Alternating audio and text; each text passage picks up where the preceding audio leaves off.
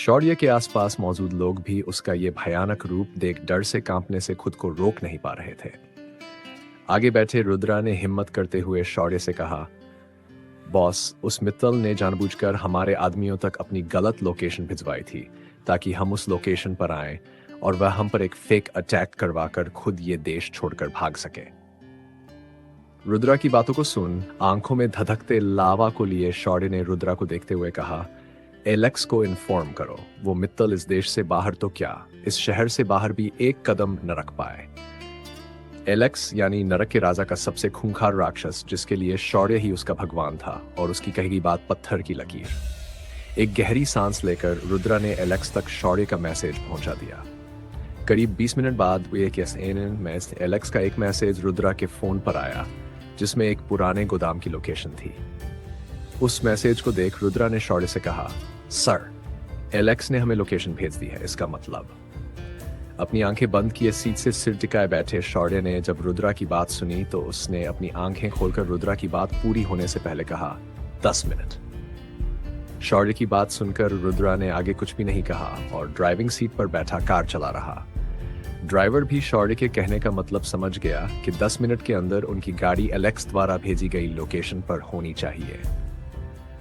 और फिर क्या था, ड्राइवर भी अब अपने असली रूप में आ गया और गाड़ी कब गाड़ी से हवाई जहाज बन गई पता ही नहीं चला। रुद्रा ने भी अपने आगे और पीछे चल रही सभी गाड़ियों में ये मैसेज पहुंचा दिया और वे सब भी अब गाड़ी से हवाई जहाज बन सड़कों पर चल नहीं उड़ रही थी। वहीं अस्पताल में दोपहर से शाम हो चुकी थी, लेकिन अब भी इनाया एक टक दरवाजे को ही देखे जा रही थी। दरवाजे से आते डॉक्टर और नर्स की आहट सुनकर उसके दिल में उस शख्स के आने की उम्मीद जग जाती जिसने आज उसकी जान बचाई थी। लेकिन उस शख्स के अलावा किसी और को देखकर उसका खुशी से खिला हुआ चेहरा फिर से मुरझा जाता था और अब भी यही हुआ। वार्ड के अंदर आती हुई नर्स को देखकर इनाया ने मासूमियत से कहा, सिस्टर। इनाया के बुलाने पर नर्स ने इनाया की तरफ देखते हुए कहा, जी बोलिए। मैं ये पूछना चाहती थी कि क्या कोई मुझसे मिलने आया था? इनाया ने धीमी आवाज में कहा। नर्स ने इनाया के मासूम से चेहरे को देखकर कहा, मुझे माफ करना, लेकिन मुझे नहीं पता। ये सुनकर इनाया ने निराशा से अपना चेहरा नीचे कर लिया और फिर वह अपनी आंखें बंद करके वापस बिस्तर पर लेट गई। इनाया ने अपने मन में कहा, वो इंसान जिसने मेरी जान बचाई थी, पता नहीं मैं अब उस इंसान से मिल भी पाऊंगी या नहीं। उसने इतना सोचा ही था कि वार्ड का दरवाजा फिर एक बार खुला और अंदर आते हुए किसी के कदमों की आवाज इनाया के कानों में पड़ी। लेकिन इस बार उसने अपनी आंखें नहीं खोली। नहीं इनाया, इस बार भी डॉक्टर या नर्स ही होंगे। तू बेकार में उम्मीद लिए बैठी है। वो इंसान जिसने तुझे बचाया वो शायद अब नहीं आने वाला। ये सब अपने मन ही मन बोलते हुए इनाया खुद को तसल्ली देने की कोशिश कर रही थी। वहीं दरवाजे से आते हुए वह शख्स ठीक इनाया के पास रखी कुर्सी को उसकी ओर पास रखते हुए बोला, हेलो मिस, क्या अब आप ठीक हैं? एक बेहद ही प्यारी आवाज सुनकर इनाया ने छत से अपनी आंखें खोली और आंखें खोलते ही जो चेहरा उसकी आंखों के सामने आया वह शिवांश का था। शिवांश के हैंडसम चेहरे को देखकर इनाया उसे बिना पलक झपकाए बस देखती ही रह गई। इनाया ने अपने मेंढक की तरह छलांग मारते हुए दिल को थामने की कोशिश करते हुए खुद से कहा, हे भगवान, ये तो शिवांश है, Shivansh Thakur. Oh my God, मुझे तो विश्वास ही नहीं हो रहा कि इस समय मेरे सामने मेरा dream boy the most handsome Shivansh Thakur बैठा हुआ है। शिवांश को देखकर इनाया अपनी भावनाओं को कंट्रोल करने की बमुश्किल कोशिश करते हुए खुद से बोली, इनाया कंट्रोल, प्लीज कंट्रोल। माना कि इस वक्त तेरे सामने तेरा क्रश, तेरा ड्रीम बॉय शिवांश ठाकुर बैठा हुआ है, जिसके पीछे तेरी ही तरह न जाने कितनी लड़कियां पागल हैं। लेकिन तू पागल मत बन, अच्छे से बिहेव कर, वरना तेरे क्रश के सामने तेरी इज्जत की धज्जियां उड़ जाएंगी। इनाया को ऐसे आंखें फाड़े हुए खुद को देखता पाकर शिवांश थोड़ा असहज महसूस करने लगा। उसने अपने कपड़ों को थोड़ा ठीक करते हुए अपना गला साफ किया और फिर इनाया से दोबारा सवाल किया, हेलो मिस, क्या आप ठीक हैं? इनाया को कुछ ना बोलता देख शिवांश ने चिढ़ते हुए खुद से ही कहा, ये लड़की बहरी है क्या जो इसको मेरी आवाज सुनाई ही नहीं दे रही? और पता नहीं मेरी शक्ल पर इसको क्या लिखा हुआ दिख गया है। जब से आया हूं बस एक टक उल्लू की तरह आंखें फाड़े मुझे देखे ही जा रही है। शिवांश से अब यह और बर्दाश्त नहीं हो रहा था। उसने इनाया का हाथ पकड़कर हल्के से हिलाते हुए कहा, मिस, क्या आप मेरी बात सुन रही हैं? शिवांश के ऐसे हाथ हिलाने पर इनाया अपने होश में वापस आते हुए बोली, जी जी, वो मैं। बोलते हुए इनाया की नजर अपने हाथ पर चली गई, जिसे अभी भी शिवांश ने पकड़ा हुआ था, और ये देखकर उसकी खुशी का ठिकाना नहीं रहा। उसके गाल शर्म से टमाटर की तरह लाल हो गए। और मुझे आपका शुक्रिया करना है, आपने एक अनजान लड़की की इतनी मदद की, मुझे यहाँ हॉस्पिटल लाए और एडमिट करवाया, वरना वो कमीना, आंखों का अंधा, एक नंबर का आवारा इंसान तो मुझे भगवान के पास भेजने में कोई कसर नहीं छोड़ता। पता नहीं खुद को क्या समझता होगा जो सड़क पर चलते लोग उसको दिखाई ही नहीं देते। एक बार वो आदमी अगर मेरे सामने आ जाए तो मैं उसकी दोनों आंखें निकाल लूंगी, क्योंकि आंखों का तो वो इस्तेमाल ही कहाँ करता है। अगर करता तो आज मेरी ये हालत नहीं होती। इनाया ने गुस्से से उबलते हुए कहना शुरू किया, और यह सिलसिला अगले 2 घंटों तक चला। शिवांश के सामने ही अब तक इनाया शिवांश को 1000 बार से भी ज्यादा बार कोस चुकी थी, और वही चुपचाप हैरानी से इनाया को देखते हुए अपने बारे में इनाया के इतने अच्छे विचारों को सुन शिवांश इस वक्त एक गहरे सदमे में जा चुका था। इनाया ने इतना सब कहने के बाद शिवांश से कहा, आपने मेरी मदद की, उसके लिए आपका बहुत बहुत शुक्रिया। वैसे क्या आपने उस कार और उसके ड्राइवर को देखा था? क्या आप भी उस वक्त उस सड़क पर मौजूद थे जब यह सब हुआ? इनाया के सवाल को सुन शिवांश ने मन ही मन खुद से कहा, शिवांश बेटा, सच मत बोल देना, वरना अभी जिन नाजुक होंठों से तेरी तारीफ में फूल झड़ रहे हैं, उन्हीं होंठों से कब तुझे गालियां पड़ने लगे पता भी नहीं चलेगा।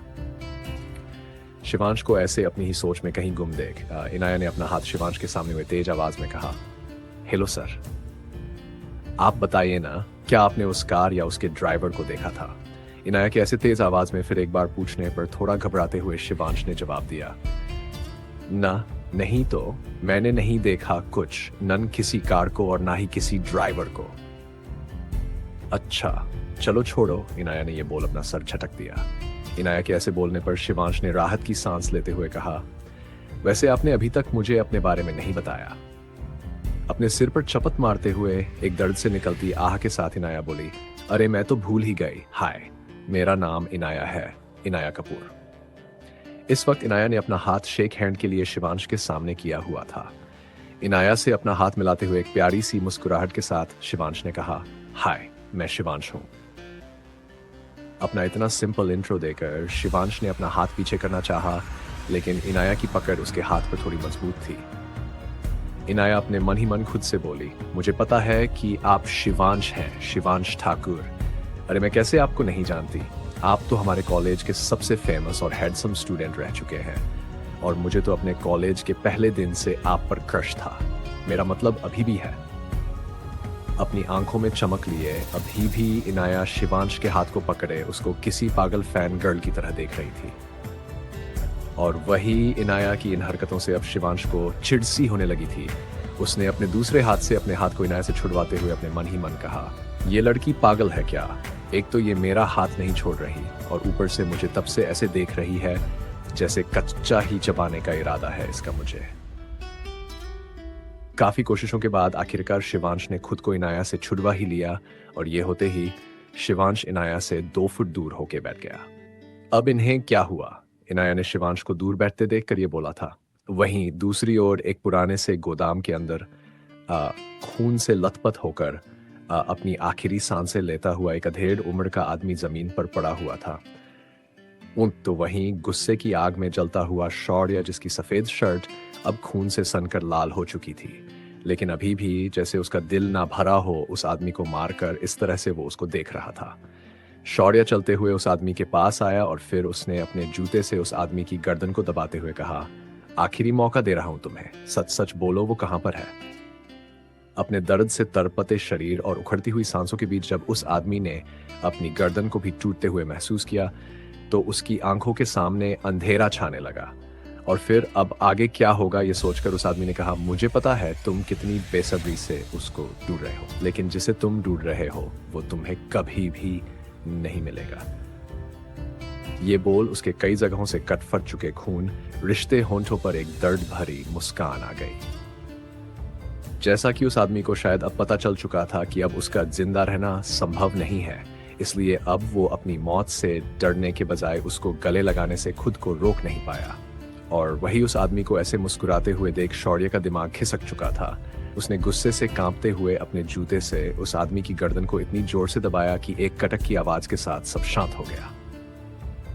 उस आदमी के मरने के बाद शौर्य गुस्से और नाकामयाबी के कारण पागलों की तरह चीखने चिल्लाने लगा। 10 साल से मैंने इस दिन का इंतजार किया था, लेकिन अपने हाथों की मुट्ठी बनाकर सामने की दीवार पर मारते हुए शौर्य ने यह कहा था।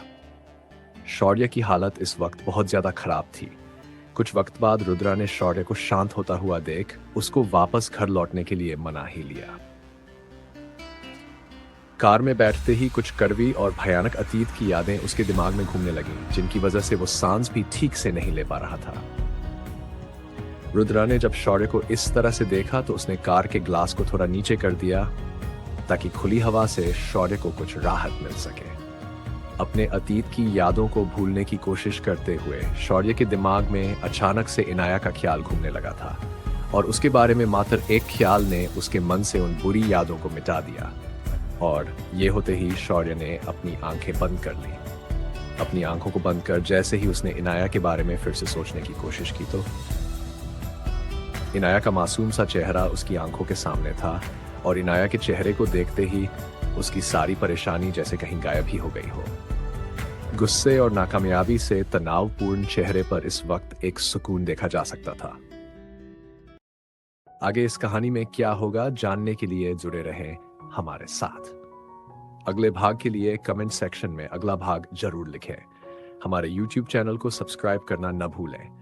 वीडियो को लाइक करें और हमारी आने वाली वीडियो की नोटिफिकेशन के लिए बेल आइकन जरूर दबाएं।